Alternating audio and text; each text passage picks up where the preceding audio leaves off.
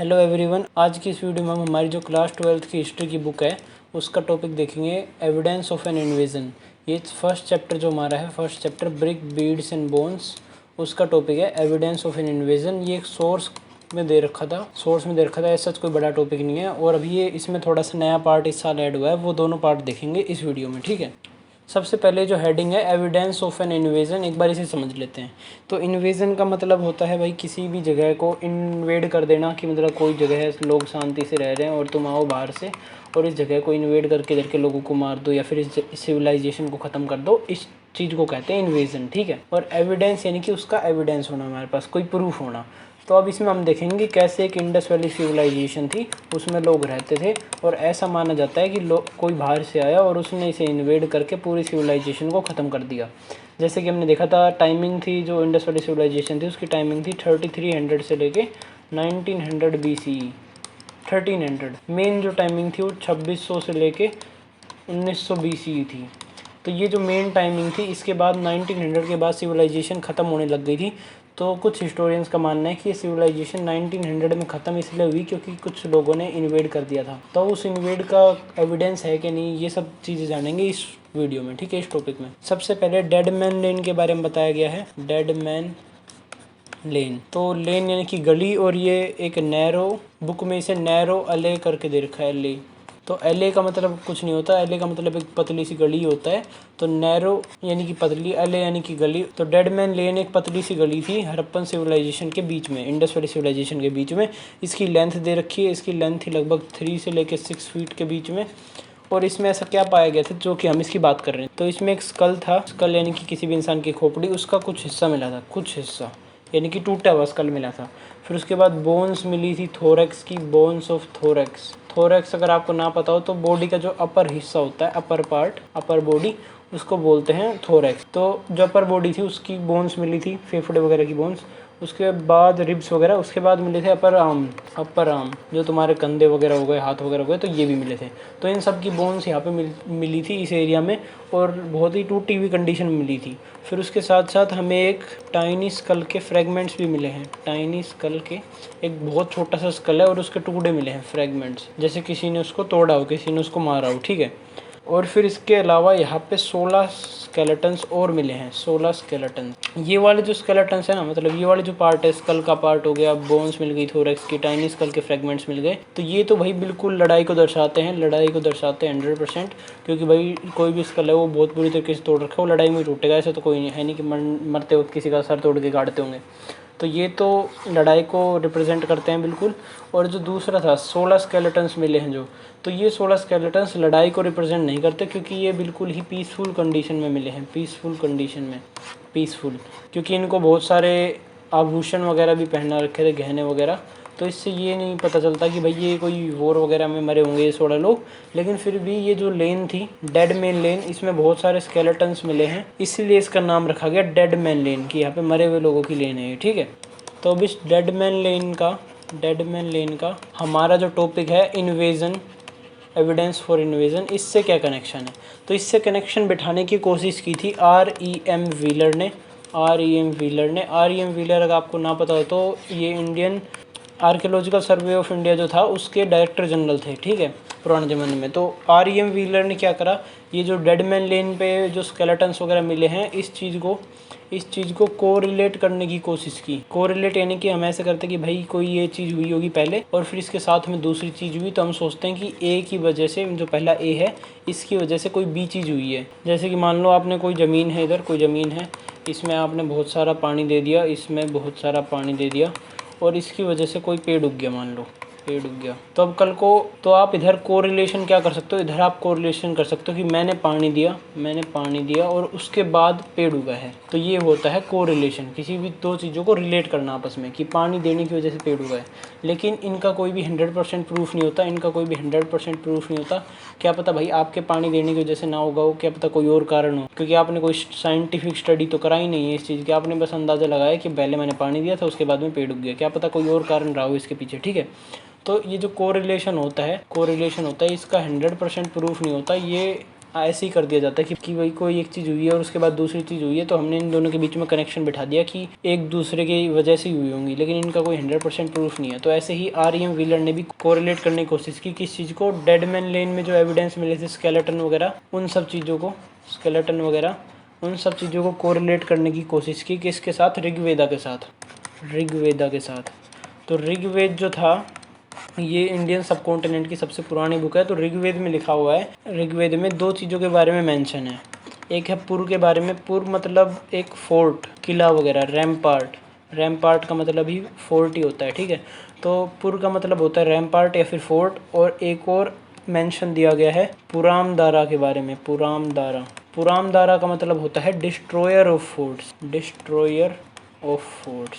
ये किसको बोला गया है, ये बोला गया है जो इंद्र भगवान थे, इंद्र गॉड को, जो आर्यंस के गॉड हैं या फिर आज के ज़माने में हिंदूज़ के गॉड हैं, वो इंद्र गॉड, और उनको बोला गया है पुरामदारा, किसमें, ऋग्वेदा में। तो ऋग्वेदा में पुरामदारा बोला गया है। पुरामदारा क्या होता है, डिस्ट्रॉयर ऑफ फोर्ट्स, इंदिरा को बोला गया है।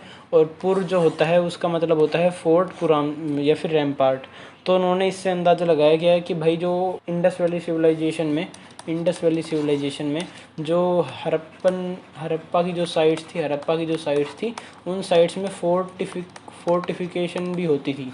फोर्टिफिकेशन कि भाई जो सिटाडेल था, हर साइट का जो सिटाडेल होता था उसके चारों तरफ एक किला बना दिया जाता था, एक बाउंड्री बना दी जाती थी, फोर्ट बना दिया जाता था। तो इससे जो आर.ई.एम. व्हीलर है, आर.ई.एम. व्हीलर ने कोरिलेशन लगाया कि भाई ये फोर्ट जो है, इस फोर्ट को डिस्ट्रॉय किया होगा, डिस्ट्रॉयर ऑफ फोर्ट्स यानी कि इंदिरा ने। तो उसने ये अंदाज़ा लगाया था आर.ई.एम. व्हीलर ने, ठीक है। तो आर.ई.एम. व्हीलर ने अपनी जो बुक थी हड़प्पा करके बुक थी, 1946 में पब्लिश हुई थी।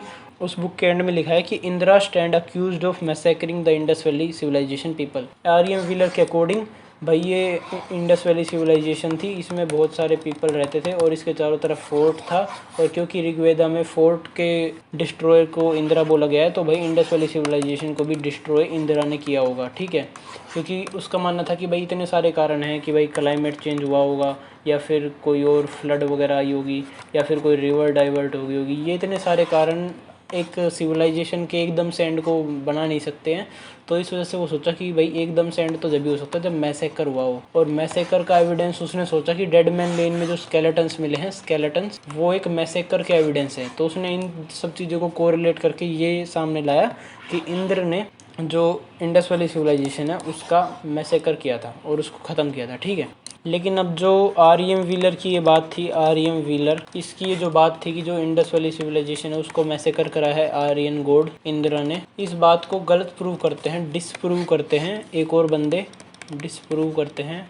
किसी भी चीज़ को गलत प्रूव करना यानी डिसप्रूव करना कौन करता है, जी.एफ. Dells, GF. डेल्स या फिर जॉर्ज डेल्स नाम के एक बंदे थे, ये भी हिस्टोरियन थे। ये बाद के सालों के हिस्टोरियन थे आर.ई.एम. व्हीलर के बाद। तो इन्होंने आर.ई.एम. व्हीलर की ये बात को डिसप्रूव किया। कैसे डिसप्रूव किया, उन्होंने इसके कुछ एविडेंसेस रखे कि भाई आपकी बातें गलत हैं, मैं एविडेंसेस की बेसिस पे कह रहा हूँ। क्या क्या एविडेंस थे, पहली बात तो ये थी कि जो स्केलेटन्स मिले हैं, स्केलेटन्स कहाँ पे, डेड मैन लेन में, जो मैं स्टार्टिंग बताई थी, जिसके बेसिस पे आर.ई.एम. व्हीलर ने इतनी बड़ी बात कह दी। तो डेड मैन लेन में जो स्केलेटन्स मिले हैं, वो स्केलेटन्स की जो टाइमिंग है वो अलग है, कि जो 16 स्केलेटन्स मिले थे उनकी टाइमिंग अलग है, जो स्टार्टिंग में क्रश्ड बोन्स वगैरह मिली थी उनकी टाइमिंग अलग है। तो आप कैसे कह सकते हो कि मैसेकर हुआ, मैसेकर ऐसे तो होता नहीं कि भाई आज एक बार मैसेकर कर दिया उसके बाद 100 साल बाद मैसेकर कराए। तो इस वजह से आपकी जो बात है वो गलत हो जाती है। एक तो ये जी.एफ. डेल्स ने ये वाला एविडेंस रखा। दूसरा एविडेंस ये रखा जी.एफ. डेल्स ने कि जो इंडस वैली सिविलाइजेशन है वहाँ पे एक्सटेंसिव बर्निंग के साइन नहीं मिले हैं। एक्सटेंसिव बर्निंग यानी कि पूरी इंडस वैली सिविलाइजेशन को किसी ने जला दिया हो, कि भाई इंद्र ने आया और एकदम से पूरी सिविलाइजेशन को जला दिया अपनी दिव्य शक्तियों को यूज़ करके वगैरह वगैरह। तो ऐसा कोई भी एविडेंस नहीं मिला है, ठीक है। उसके अलावा एक दो एविडेंस और दिए हैं, जैसे कि एक भी साइन नहीं है, no sign of warriors in armours, यानी कि कहीं पे भी युद्ध होता है तो जो युद्ध करने वाले लोग होते हैं वो आर्मर वगैरह पहनते हैं, लोहे का आर्मर वगैरह, ठीक है। और फिर अपने साथ वेपन्स भी रखते हैं।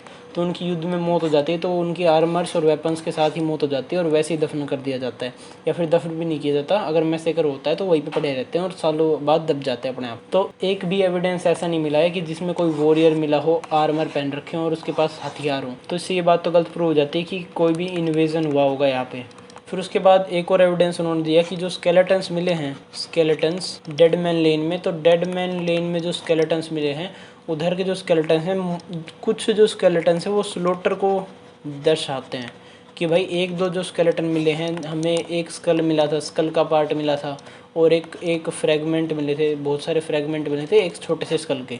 तो ये 2 एविडेंस हो गए। तो ये 2 एविडेंस तो भाई लड़ाई को दर्शाते हैं, स्लोटर को दर्शाते हैं। लेकिन जो दूसरे एविडेंसेस थे, जैसे कि जो 16 अदर स्केलेटन्स थे, तो वो स्केलेटन किसी भी तरीके से लड़ाई को रिप्रेजेंट नहीं करते।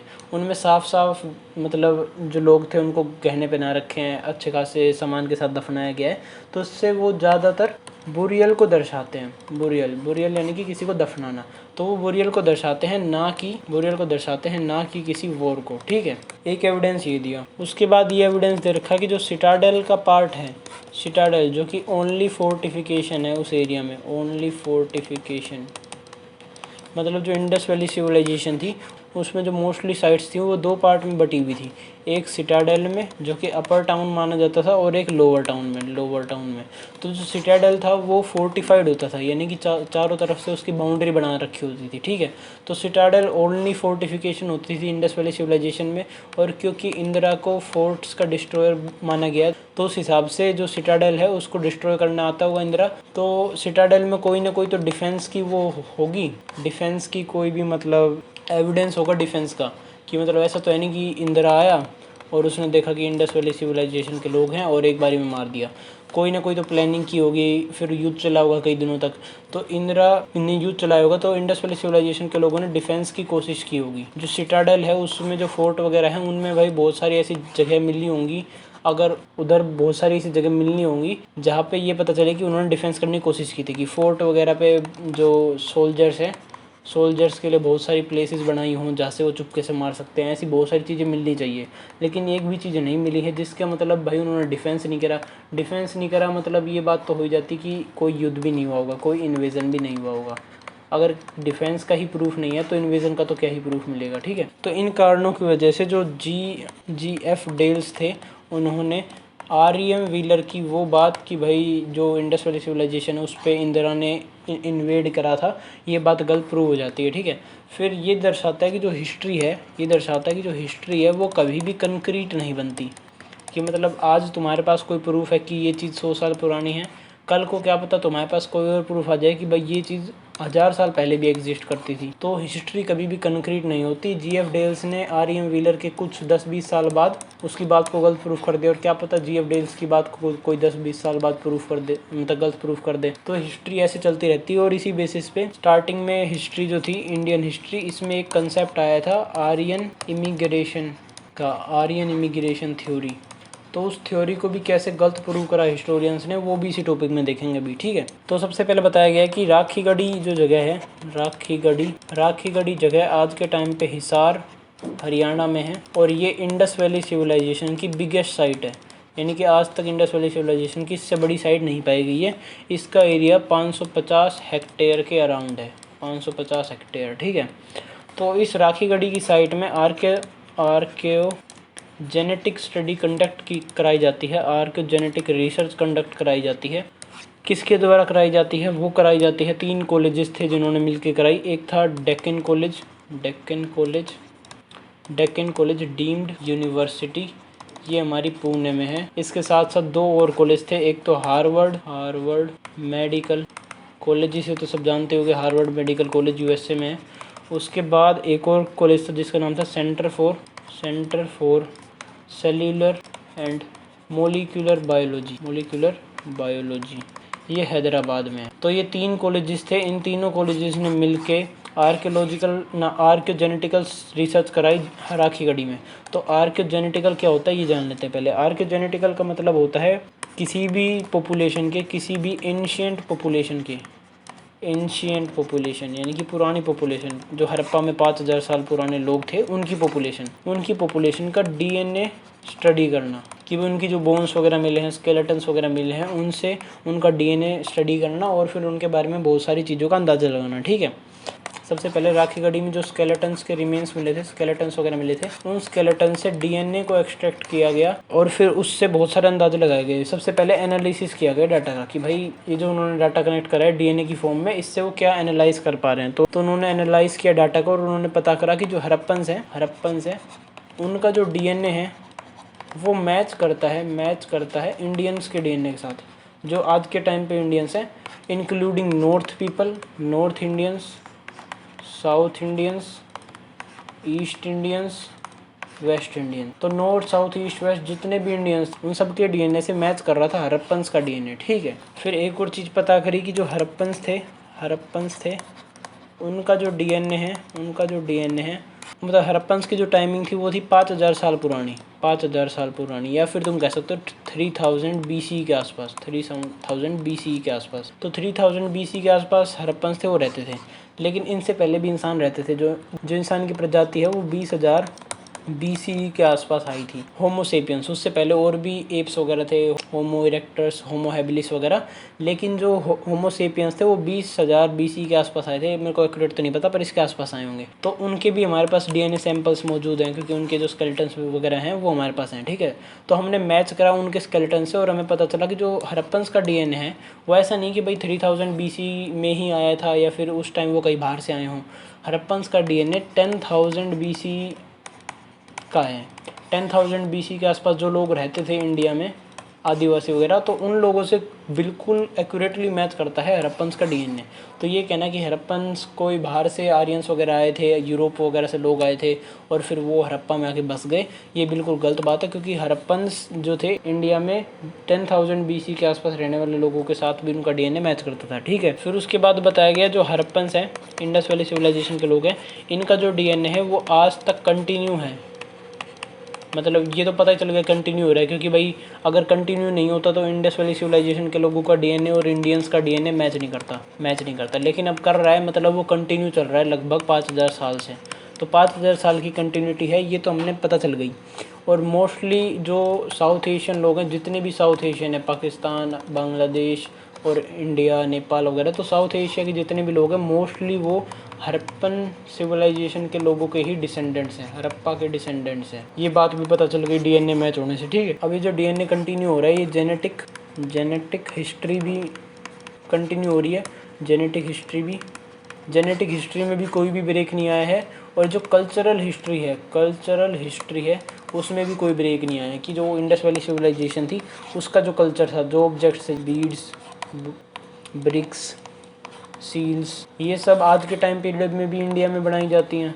और फिर जो इंडस वैली सिविलाइजेशन का और भी चीज़ें थी जो कि उधर पाई जाती थी, वो उधर का जो कल्चर था, उधर के जो लोग थे, उधर का जो ट्रेड वगैरह था, तो ये सब चीज़ें आज भी इंडिया में होती हैं। तो कल्चरल हिस्ट्री जो है इंडिया की, वो भी आज के टाइम पीरियड पे इंडस वैली सिविलाइजेशन से मैच करते हैं और बिल्कुल कंटिन्यू है बिना किसी ब्रेकेज के। ठीक है, और जेनेटिक हिस्ट्री तो है ही क्योंकि डीएनए मैच करता है। तो इन सब चीज़ों से जो थ्योरी है आर्यन इमिग्रेशन थ्योरी वो डिस्प्रूव हो जाती है। इमिग्रेशन यानी कि इमिग्रेशन कोई भी बाहर से बंदा आपके एरिया में आता है। ठीक है, तो इमिग्रेशन थ्योरी आर्यन वो डिस्प्रूव हो जाती है। जिसको ना पता हो आर्यन इमिग्रेशन थ्योरी क्या है वो बता देता हूँ। स्टार्टिंग में एक थ्योरी रखी गई थी पेरियार जी के द्वारा, और उन्होंने ये बोला था कि जो आर्यंस हैं वो यूरोपियंस हैं, मतलब यूरोप से आए हैं, और वो यूरोप से आए थे और इंडिया में बस गए। और इंडिया के जो लोग हैं, इंडिया के जो नेटिव्स हैं उनको गुलाम बना लिया अपना। कब बना लिया भाई? आज से 5000 साल पहले आर्यंस आए थे यूरोप से भाग के, और वो उन्होंने इंडिया के नेटिव्स को अपना गुलाम बना लिया। और फिर पेरियार जी ने बोल दिया कि जो आर्यंस थे वो गोरे रंग के होते थे, वाइट पीपल होते थे, और जो इंडिया के नेटिव्स थे ये ब्लैक पीपल होते थे। और उन्होंने ये बात भी बोल दी कि जो नेटिव्स थे ये लोअर कास्ट होते थे, और जो वाइट पीपल थे इन्होंने अपने आप को अपर कास्ट एस्टेब्लिश कर लिया। तो उनका ये कहना था कि जो बाहर से लोग आए थे वो आज के टाइम पीरियड पे अपर कास्ट हैं, और जो इंडिया के नेटिव्स थे वो आज के टाइम पीरियड पे लोअर कास्ट हैं। लेकिन ये थ्योरी बिल्कुल ही गलत हो जाती है। क्यों गलत हो जाती है? क्योंकि जो डीएनए था हड़प्पन्स का, आज से 5000 साल पुराने लोगों का, उसका डीएनए आज के लोअर कास्ट से भी मैच करता है और आज के अपर कास्ट से भी मैच करता है। तो ये थ्योरी बिल्कुल ही गलत हो जाती है। ठीक है, फिर उसके बाद एक आखिरी एविडेंस और दे रखा है कि जो राखी गढ़ी के लोग तो उनके फेशियल फीचर्स को रिकंस्ट्रक्ट करने की कोशिश की गई है। रिकन्स्ट्रक्ट करने की कोशिश की गई है साइंटिस्ट के द्वारा। तो रिकन्स्ट्रक्ट करने के बाद हमें पता चला है कि जो आज के ज़माने में हरियाणा के लोग हैं उनका जो फेशियल स्ट्रक्चर है वो बिल्कुल मैच करता है उस ज़माने के राखी गढ़ी के लोग जो कि 5000 साल पहले रहते थे। ठीक है, तो ये एक और एविडेंस हो जाता है आर्यन इमिग्रेशन थ्योरी को डिस्प्रूव करने के लिए। ठीक है, तो इस वीडियो में इतना ही। जो भी ये टॉपिक था वो पूरा हो गया, और इससे जो हमारा जो टॉपिक था ब्रिक बीड्स एंड बोन्स वो टॉपिक हमारा पूरा हो गया, वो चैप्टर हमारा पूरा हो गया है। अगर आपको वीडियो अच्छी लगी हो तो लाइक से सब्सक्राइब कर देना। Thank you.